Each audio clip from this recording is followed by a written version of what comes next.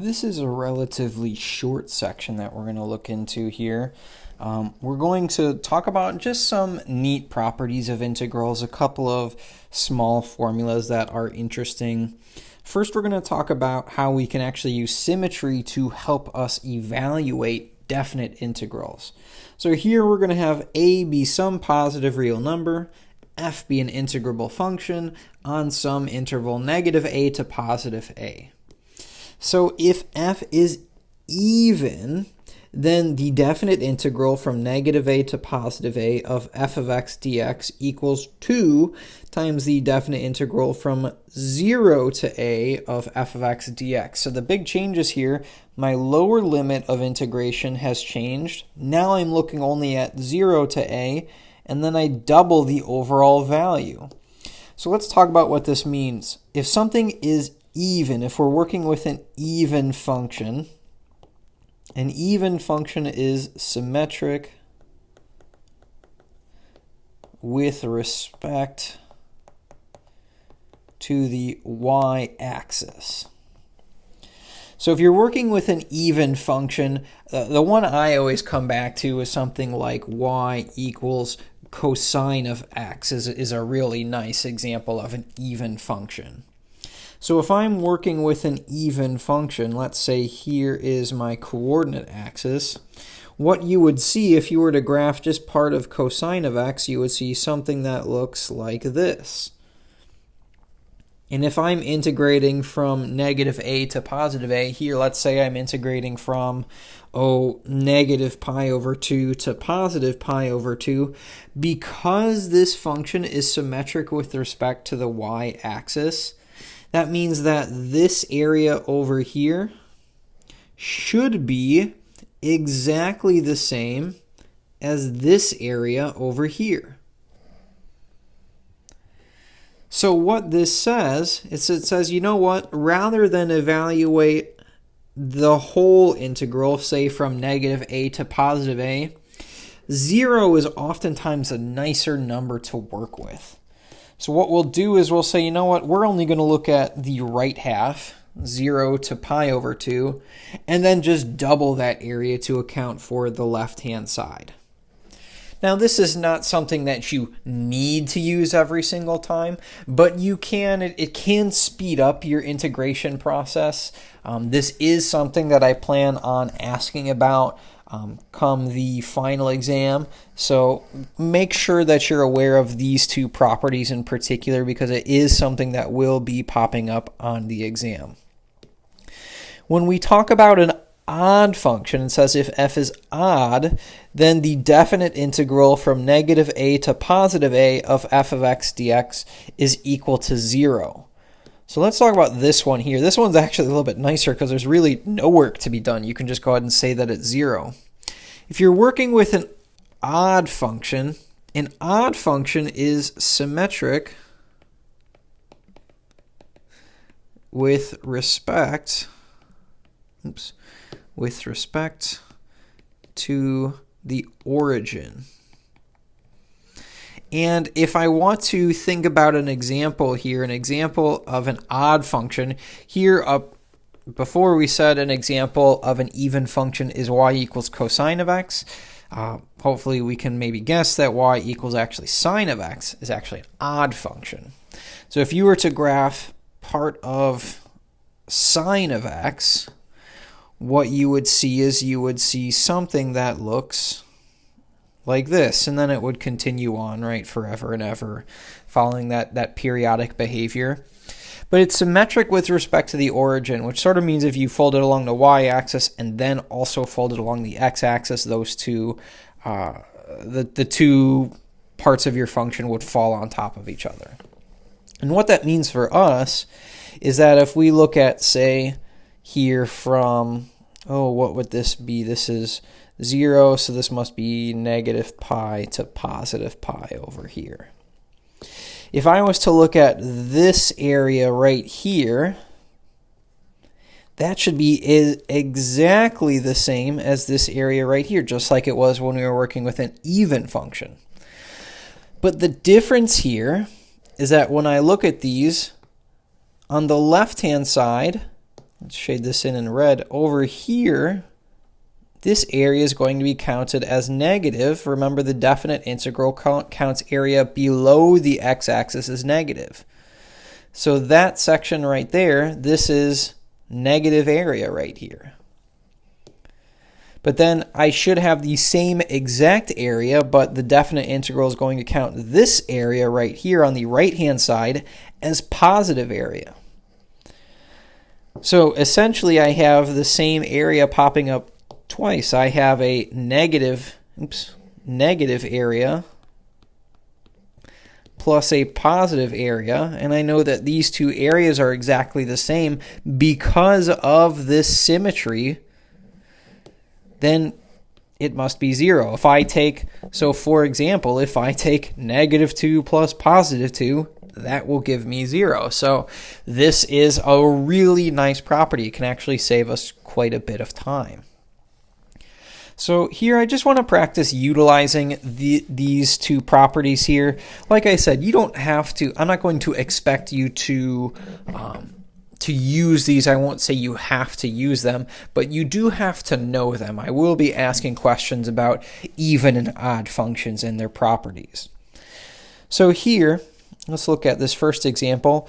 I'm working on the definite integral from -2 to +2, and I would like to integrate x to the fourth minus 3x cubed dx. So I'd like to evaluate this using symmetry.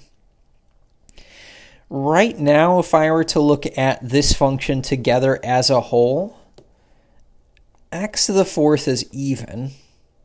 -3x to the third, that's odd. You can actually just look at the exponent, the power of x, and that'll tell you whether you're working with an even or an odd function. So here in this case, 4, that's even, so that means that x to the fourth, that's an even. 3 is odd, so that means that -3x cubed, that's odd.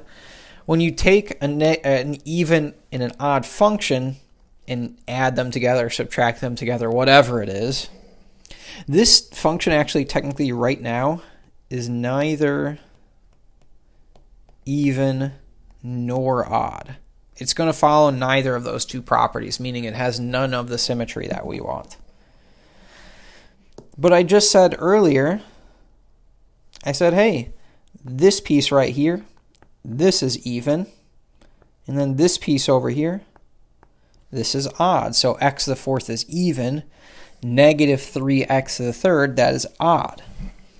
So I can use properties of integration to say, you know what, I can split this up. I can say, well, let's look at the definite integral from -2 to +2 of x to the fourth dx, minus over here the definite integral from -2 to +2 of 3x to the third dx.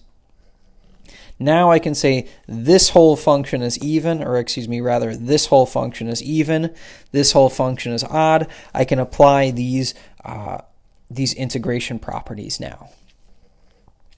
So when we're working with an even function, it's going to be easier for me to say, you know what, I'm going to change this from -2 to +2. Instead, I'm going to go from 0 to 2, and I'm just going to multiply that result by 2. I'm just going to double this result.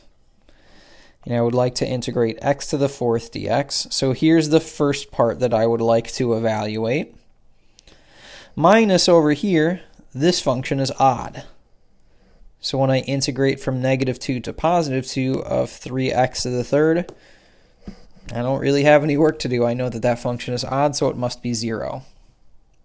So really it's just this piece now that I would like to look at.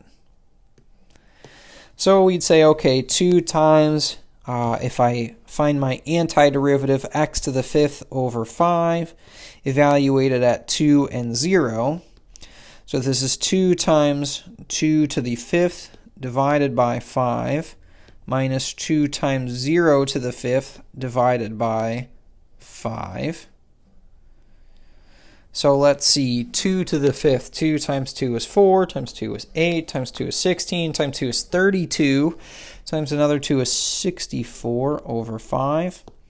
And here's why we like switching the limits of integration to 0 rather than -2. It's because I can look at this and say, well, 0 to the fifth, that's 0, times 2 is 0, divided by 5 is 0. This is really minus 0. So 64 over 5 minus 0 gives me 64 over 5. Be careful again. This second one will not always be 0. You do have to go and double check. But 0 is generally going to be an easier number to work with than, say, negative 2. Let's look at one more example here. This time, I would like to integrate from negative pi over 2 to positive pi over 2. I have cosine of x minus 4 sine cubed x dx. Again, as I look at this kind of from the get-go, as it's currently written, cosine of x minus sine cubed x, this function is neither even nor odd. So I'm going to split this up. I'm going to say let's work from negative pi over 2 to positive pi over 2 cosine of x minus the integral from negative pi over 2 to positive pi over 2 4 sine cubed x dx. Oops, forgot my dx over here. So this function right now, this is even. This one might be a little bit trickier. A constant multiple like 4 isn't going to have any impact. You don't need to worry about that. Remember, sine cubed x, this really means sine of x cubed. When I look at sine of x, this is an odd function. And when I raise an odd function to an odd power, like, say, 3, that is also odd, then the whole thing is odd. So this whole thing right here, this is an odd function. So this is nice. I can use my integration properties here. So let's work with the even function first. I'm going to first of all multiply by 2, change my limits of integration. Now I'm going to go from 0 to pi over 2 cosine of x dx minus over here. When I look at, let me change my color so that's easier to see. When I look at this definite integral, because we said it's odd, and because the limits of integration are opposites, we can just go ahead and say that that's 0. So let's see, 2, the antiderivative of cosine of x should be sine of x, evaluated at pi over 2 and 0. So let's see, 2 times sine of pi over 2 minus 2 times sine of 0. Sine of 0 is 0 times 2, that's going to be 0. So here I should have 2 times 1, which is equal to 2. So these integration properties, while not always necessary, can be tremendously helpful.